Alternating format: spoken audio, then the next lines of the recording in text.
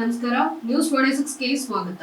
ಬಾಗಲಕೋಟೆ ಜಿಲ್ಲೆಯಲ್ಲಿ ಪರಿಶಿಷ್ಟ ಪಂಗಡದ ನಕಲಿ ಜಾತಿ ಸರ್ಟಿಫಿಕೇಟ್ ನೀಡುತ್ತಿರುವ ಅಧಿಕಾರಿಗಳು ಮತ್ತು ಜಿಲ್ಲಾಡಳಿತ ವಿರುದ್ಧ ಪರಿಶಿಷ್ಟ ಪಂಗಡದ ಎಲ್ಲಾ ಬಗೆಯ ಜನರು ಹಗಲು ರಾತ್ರಿ ಧರಣಿಯನ್ನ ನಡೆಸುತ್ತಿದ್ದಾರೆ. ಸರ್ಕಾರ ಹೆಸರಿಗೆ ಮಾತ್ರ ಮೀಸಲಾತಿ ಸೃಷ್ಟಿಸಿ ವಾಮ ಮಾರ್ಗದಿಂದ ಅದು ಅನ್ಯ ಜಾತಿಯ ಪಾಲಾಗಿದೆ. ಹಿಂದುಳಿದ ಜನಾಂಗೀಯ ಮೀಸಲಾತಿಯ ಜಾತಿ ಪ್ರಮಾಣ ಪತ್ರವನ್ನ ಬೇರೆ ಬೇರೆ ಮುಂದುವರೆದ ಜನಾಂಗೀಯ ಪಾಲಾಗ್ತಿದೆ. ಯಾಕೆಂದ್ರೆ ಸರ್ಕಾರ ಮುಖ್ಯ ಅಧಿಕಾರಿಗಳ ತಹಶೀಲ್ದಾರರು ಮತ್ತು ಜಿಲ್ಲಾಧಿಕಾರಿಗಳು ಇದಕ್ಕೆ ನೇರವಾಗಿ ಆರೋಪಿತರಾಗುತ್ತಿದ್ದಾರೆ. ಹಿಂದುಳಿದ ಜನಾಂಗೀಯ ಏಳಿಗೆಯನ್ನ ಮಾಡುವ ಅಧಿಕಾರಿಗಳೇ ಇಂದು ಬಡವರ ದೀನ ದಲಿತರ ಬುಡಕ್ಕೆ ಬೆಂಕಿ ಇಡ್ತಿದ್ದಾರೆ. ನಕಲಿ ಜಾತಿ ಪ್ರಮಾಣ ಪತ್ರವನ್ನ ಅನ್ಯ ಜಾತಿಗೆ ಮುಂದುವರೆದ ಜಾತಿಗಳಿಗೆ ನೀಡುತ್ತಿರುವುದು ಅಧಿಕಾರಿಗಳ ವಿರುದ್ಧ ಇಂದು ಬಾಗಲಕೋಟೆ ಜಿಲ್ಲಾಡಳಿತ ಭವನದ ಮುಂದೆ ಧರಣಿಯನ್ನ ಕುಳಿತಿದ್ದಾರೆ. ಕೂಡಲೇ ಕೊಟ್ಟಿ ಜಾತಿ ಪ್ರಮಾಣ ಪತ್ರ ಪಡೆದವರ ಮೇಲೆ ಕಾನೂನು ಕ್ರಮ ಜರುಗಿಸಬೇಕು ಮತ್ತು ಮುಂಬಡ್ತಿ ಹೊಂದಿರುವ ನೌಕರರನ್ನ ವಜಾಗೊಳಿಸಬೇಕು ಎಂದು ವಿವಿಧ ಸಂಘಟನೆಗಳು ಧರಣಿಯನ್ನ ನಡೆಸುತ್ತಿದ್ದಾರೆ.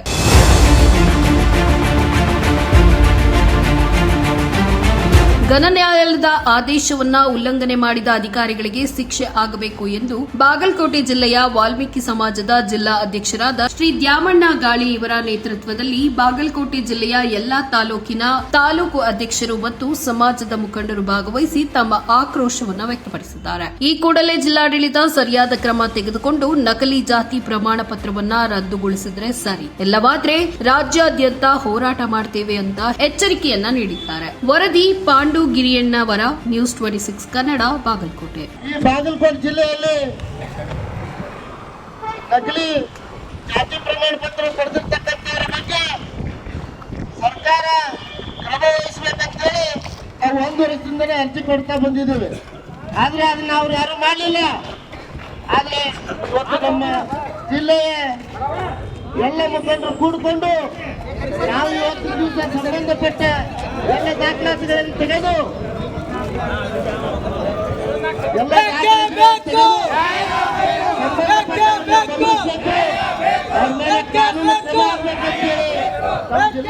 ನೇತೃತ್ವದಲ್ಲಿ ಯಾರ್ಯಾರು ನಕಲಿ ಜಾತಿ ಪ್ರಮಾಣ ಪತ್ರವನ್ನು ಪಡೆದಿದ್ದಾರೆ ಅವ್ರ ಮೇಲೆ ಕಾನೂನು ಕ್ರಮ ಮಾಡಿ ಇವತ್ತು ಪ್ರವರ್ಗ ಹೋಗಿದ್ದಾರೆ.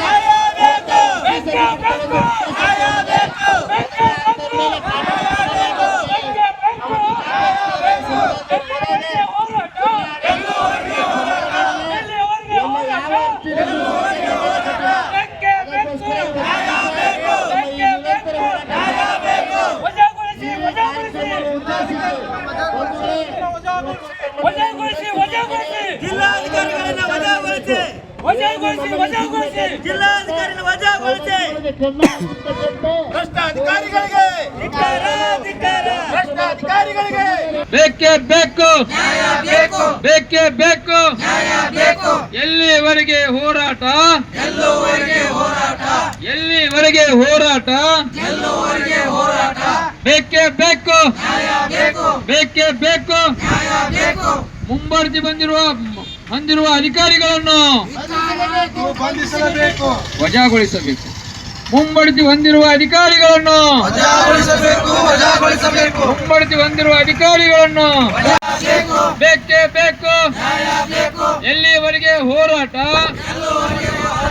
ಪರಿಶಿಷ್ಟ ಪಂಗಡ ಸುಳ್ಳು ಜಾತಿ ಪ್ರಮಾಣ ಪತ್ರ ನೀಡುತ್ತಿರುವ ಅಧಿಕಾರಿಗಳಿಗೆ,